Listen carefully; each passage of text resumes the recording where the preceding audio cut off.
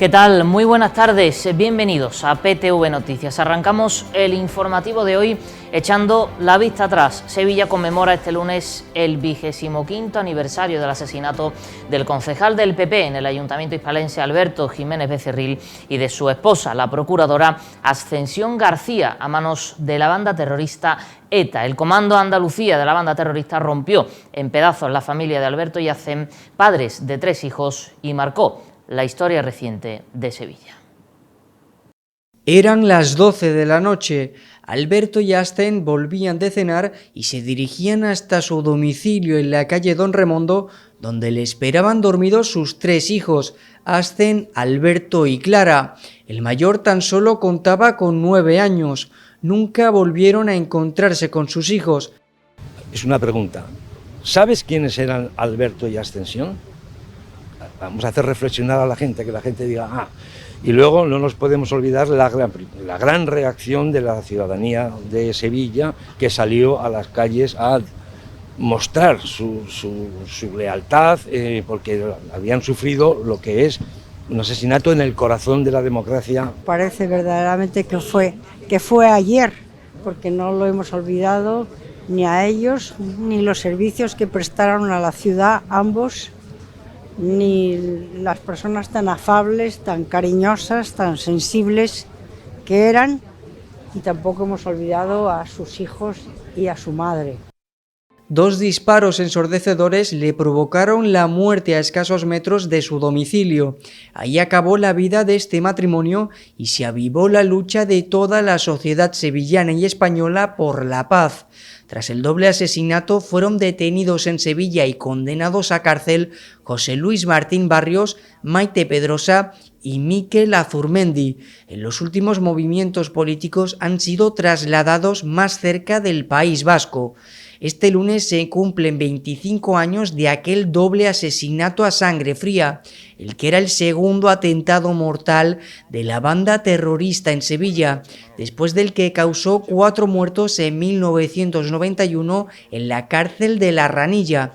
Todavía tendrían que actuar una vez más, en octubre de 2000, para matar al coronel médico Antonio Muñoz Cariñanos en su consulta de la calle Jesús del Gran Poder.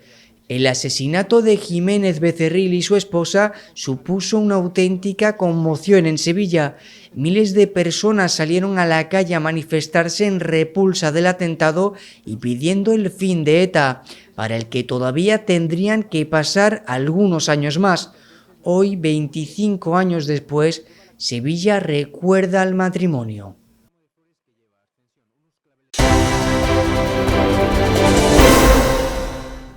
Vamos ya con otros asuntos. El 36% de los sevillanos califica con un bien la gestión de la ciudad por parte del actual equipo de gobierno, liderado por el socialista Antonio Muñoz. Es uno de los datos principales que arroja el barómetro de Centra de cara a las próximas elecciones municipales. Esta fundación, dependiente de la Consejería de Presidencia, ha realizado una serie de encuestas para calibrar el parecer de los andaluces. En el caso de nuestra ciudad, el 35,8% de los encuestados califica con un bien la gestión y más del 30% señala la limpieza como el principal problema de la capital, con amplia diferencia sobre el resto, como la falta de empleo con un 12%, el tráfico o la seguridad ciudadana. Por otro lado, casi el 21% de los encuestados responden que la gestión ha sido mala y un 35% insisten que la situación de la ciudad es peor respecto a los últimos 4 años. Aún así, el 45% de los encuestados manifiestan que la situación en sus barrios es buena. Son datos que se corresponden con el pasado mes de noviembre. Respecto a los resultados electorales, a escasos 4 meses de los comicios, el barómetro augura una ajustada victoria del Partido Popular, que conseguiría un margen de 13 y 14 concejales. Por el contrario, el PSOE lograría 12 o 13, uno menos que actualmente. En ambos casos estarían lejos de la mayoría absoluta, que se sitúa en los 16 ediles. El Partido Popular pasaría de los 8 actuales a los 14 previstos. Podemos se quedaría en 2 o 3 concejales, Vox se mantendría en los 2 actuales y Ciudadanos desaparecería de la corporación.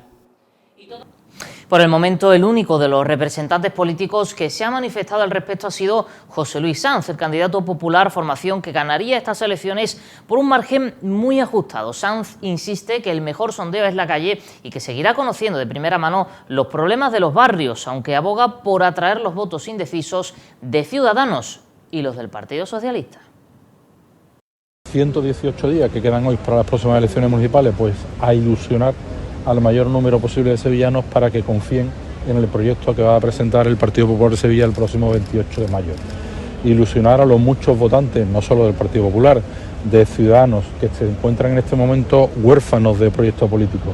Ilusionar a muchos votantes del Partido Socialista que están viendo que no les gusta, que no se sienten identificados con el Partido Socialista que todos los días protagoniza un escándalo a nivel nacional. Precisamente José Luis Sanz ha anunciado que implantará un plan de movilidad específico para el transporte de mercancía en la ciudad, una medida que ha sido trasladada tras una reunión con la Federación Andaluza y Sevillana del Transporte, donde le han trasladado sus demandas y necesidades. El candidato ha asegurado que el transporte de mercancías es una actividad fundamental en la ciudad y pretende trabajar de forma coordinada y fluida con el sector. Un plan de transporte de mercancías, programar los cortes de tráfico y racionalizar los desplazamientos de estos vehículos son algunas de las medidas. Pretendo implantar 3 medidas. La primera, implantaré un plan de movilidad específico en la ciudad para el transporte de mercancía y la logística, un plan que se negociará con el sector. La segunda, los cortes de tráfico serán programados y advertidos con suficiente antelación, por supuesto, y coordinados también con el sector. Y la tercera, haré un diseño adecuado y coherente de las trayectorias y prohibiciones por las limitaciones del tonelaje, con objetivo de racionalizar los desplazamientos de estos vehículos dentro de la ciudad.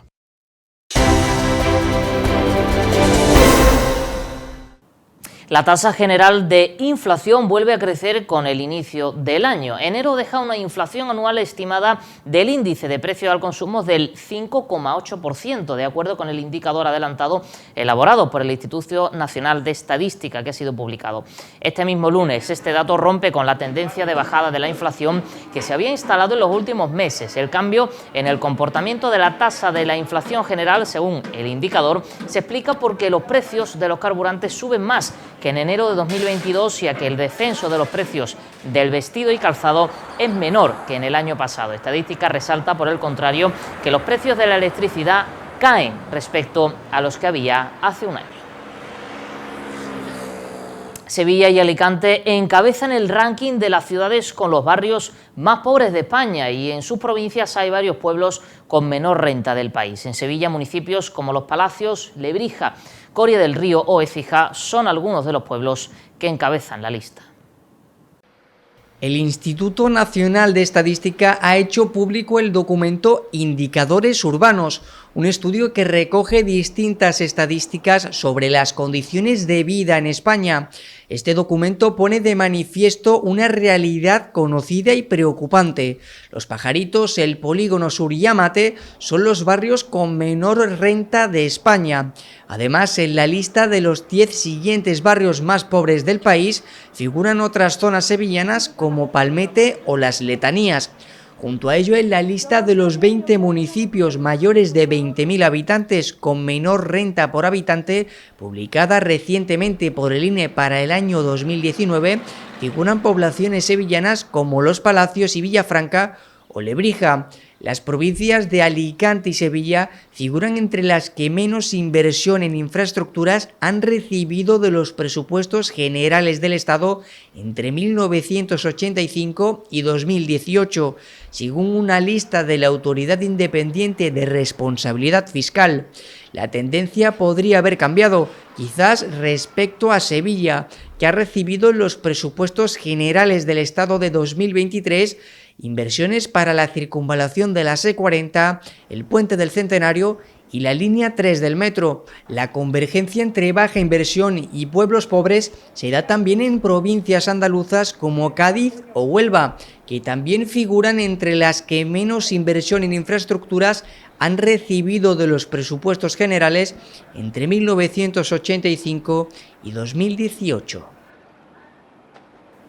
El Pleno del Ayuntamiento de Camas ha aprobado con el voto de todos los grupos, excepto del PP, instar a la Junta de Andalucía a que amplíe la línea 2 del metro hacia el Aljarafe Norte, una petición que tiene como finalidad mejorar la movilidad sostenible de los más de 200.000 habitantes de los municipios que lo comprenden y con áreas de incidencia directa en este proyecto. En el mismo acuerdo también se solicita al Gobierno de España que colabore en cuanto sea de su competencia. El alcalde de Camas, Víctor Ávila, ha indicado que con esta ampliación se solicita estaciones en Camas, Castilleja de la Cuesta y Gines, algo que considera necesario ante la necesidad de implementar mayores y mejores medidas de movilidad sostenible para la población en el Aljarafe Norte. El acuerdo es consecuencia directa de la reunión celebrada en la propia Camas hace 2 meses entre los regidores de 6 municipios implicados, en donde se promovió una propuesta conjunta que se elevase a sus plenarios.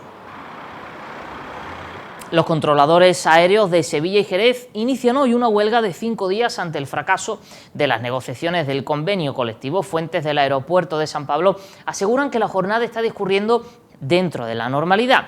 Los paros se realizarán los lunes 30 de enero y 6, 13, 20 y 27 de febrero en varias torres españolas como A Coruña, Jerez de la Frontera, Sevilla, Valencia y Vigo, y están llamados a la huelga 162 trabajadores. Los sindicatos han lamentado la actitud de la patronal Saerco, que han asegurado se muestra contraria a conseguir ningún tipo de acuerdo, que ha obstaculizado desde el primer momento las propuestas realizadas.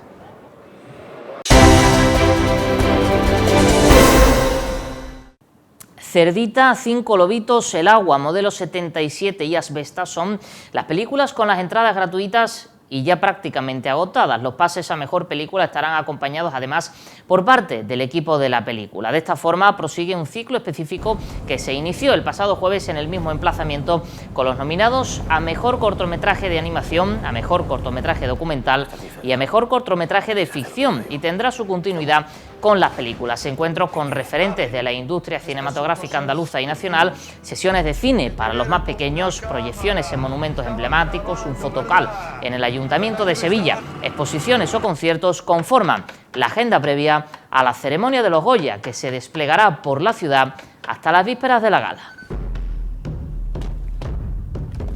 El Teatro Alameda celebra esta temporada la 32ª edición del ciclo El Teatro y la Escuela, con 46 funciones, 32 escolares y 14 familiares. Entre ellas se encuentra el multipremiado Los Viajes de Bowa, del que se celebrarán funciones para público escolar el jueves 2 y viernes 3 para escolares y una el sábado 4 dirigida a las familias. Circo poético de la compañía La Gata Japonesa y recomendado para público mayor de 8 años. Los Viajes de Bowa parte de una cuidada puesta en escena para contar la historia de su protagonista, la nómada Bowa, que huérfana de raíces y de sueños recorre el mundo guiada por los mensajes que personas anónimas lanzan al mar dentro de botellas. En uno de esos viajes llegará a un lugar en el que sentirá por primera vez eso que llaman hogar. El espectáculo transita por diferentes estados emocionales del personaje a través de un lenguaje circense multidisciplinar, efectos de magia, manipulación, equilibrios, acrobacia aérea y, por supuesto, humor y poesía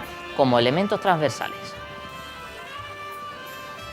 El medio maratón de Sevilla ha vivido este domingo un récord histórico en categoría femenina. Betsy Saina ha superado con 2 minutos menos el récord del recorrido que estaba en poder de la catalana Meritxell Soler de 2022. En la categoría masculina, el etíope Gualelen ha conseguido la victoria en la primera gran cita del año en Sevilla y en silla de ruedas. La primera posición ha sido para Joaquín García Díaz. El alcalde de Sevilla, Antonio Muñoz, ha asistido junto al delegado de Deportes, David Guevara, a la salida y a la llegada a meta de esta carrera y ha destacado el éxito de la edición. Respecto a los resultados de la prueba, la norteamericana Betsy Saina ha entrado en meta en 1 hora, 8 minutos y 25 segundos, logrando su mejor marca personal para alzarse con una peleada victoria. En categoría masculina, la victoria fue para el etíope Gualelen, que buscaba mejorar su marca personal de 58 minutos, pero finalmente cruzó la meta en 1 hora y 28 segundos. En categoría de silla de ruedas, la victoria fue para Joaquín García Díaz con 56 minutos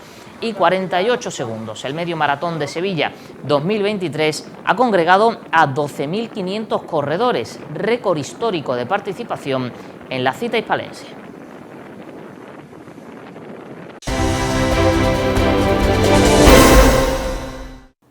En sucesos, un flash informativo. La Policía Nacional de Sevilla ha traspasado a homicidios las diligencias relativas a la detención del autor de la presunta agresión a un agente en la madrugada del pasado sábado en las inmediaciones de la avenida de Kansas City. Un hombre alertó al 091 sobre un coche que permanecía parado en mitad de la calzada. Una pareja de la policía se desplazó hasta el lugar citado, donde uno de los ocupantes del vehículo se mostró muy agresivo, llegando al punto de estrangular al agente mediante la técnica del mataleón y arremeter también contra el otro agente. Fue finalmente detenido y trasladado a un centro médico junto a los agentes agredidos para tratar las posibles afecciones. En otros asuntos de sucesos, este lunes la Audiencia Provincial de Sevilla juzga a un varón por un presunto delito contra la seguridad vial al conducir un coche casi duplicando la tasa máxima de alcohol al volante y matar a un adolescente y causarle lesiones graves a otra. La Fiscalía de Sevilla reclama 5 años de cárcel para el acusado.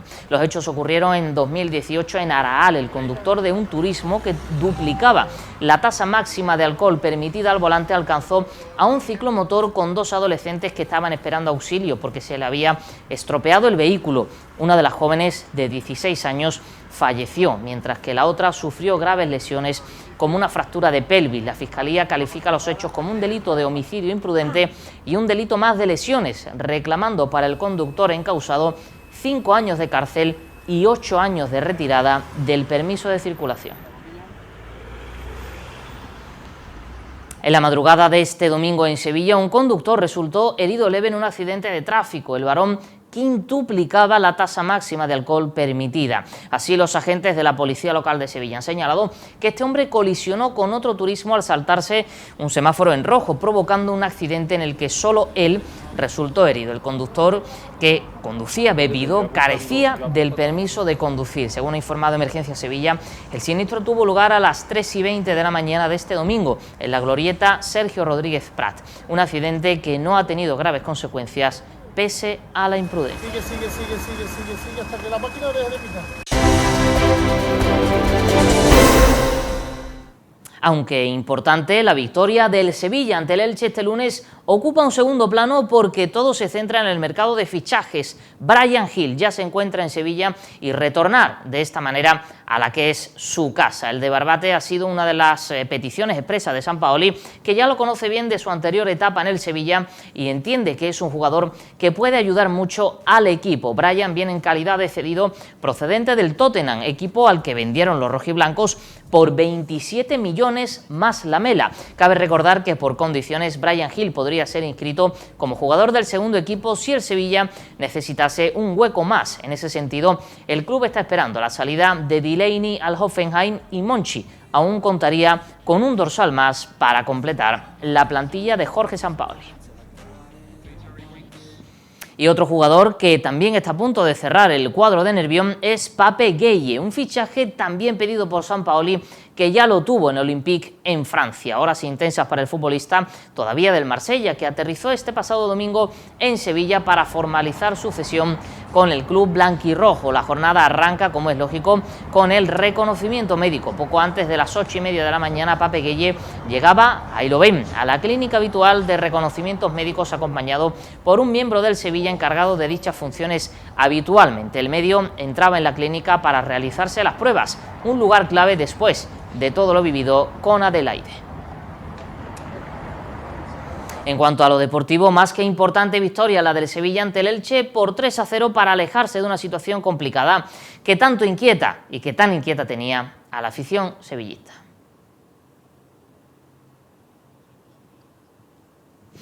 Vamos a intentar recuperarlo. Seguimos con el mercado, pero ahora en clave verde y blanca. En el Real Betis se están intentando cerrar 2 salidas. Loren y Paul parecen que pueden abandonar la disciplina verde y blanca y en el Villamarín van a tener 2 días movidos.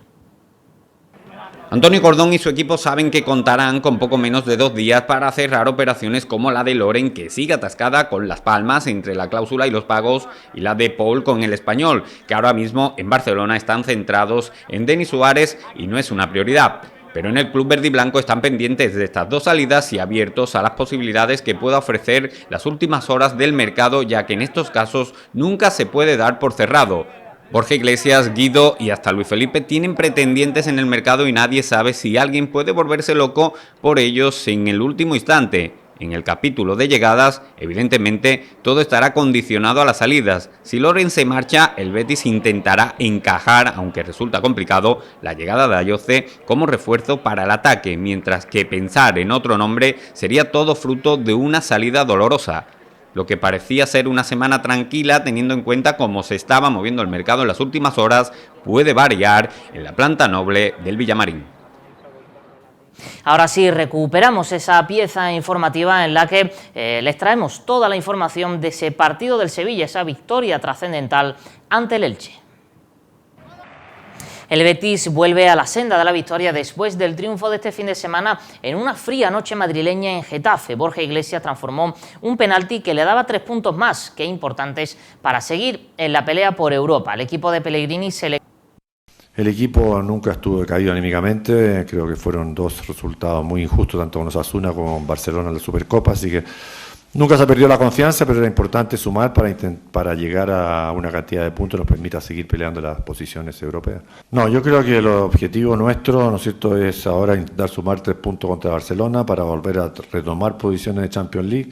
Por hoy el plantel está completo, no tenemos cupo para inscribir a nadie más, ni están las condiciones económicas para comprar un jugador.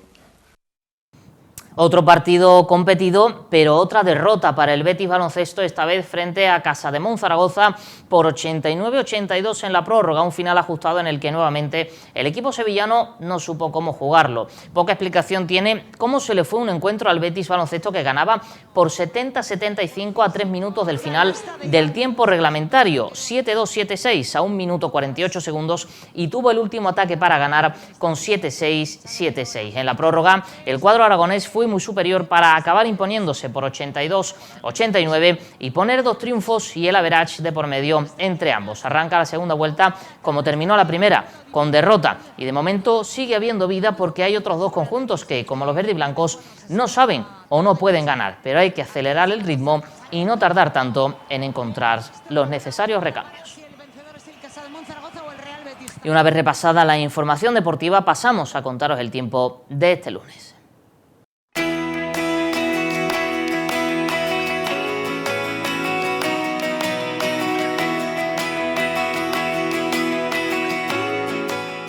Tenemos cielos poco nubosos o despejados, las temperaturas en ascenso pero con heladas en la Sierra Norte y en comarcas orientales de la campiña. En las mínimas tenemos 4 grados en Morón de la Frontera, 2 en Sevilla capital, 1 en Lebrija y la temperatura más baja la encontramos en Écija y Constantina con 0 grados. En cuanto a las máximas, tenemos 12 grados en Castillo de las Guardas y Sierra Norte y en el resto de la provincia nos situamos entre los 15 y 16 grados. Y los vientos que son de componente este flojos. Simov 2023 baja el telón de su 28ª edición, una cita marcada por un nuevo posicionamiento que busca la internacionalización y el crecimiento de la industria de la moda flamenca. Los primeros datos apuntan a una afluencia de más de 50.000 personas, 54 desfiles profesionales y 91 firmas de moda que han mostrado más de 1.800 vestidos en la pasarela más internacional de la moda flamenca. Además, este evento ha contado con la influencer neoyorquina Olivia Palermo, las hermanas Bárbara y Nicole Kimpel o la periodista Raquel Sánchez Silva, que han sido embajadoras de Simov 2023. Con un resumen de lo que se ha vivido en Fibes en estos días, nos despedimos hasta mañana. Más información a las 8:30 de la tarde. Gracias por estar al otro lado.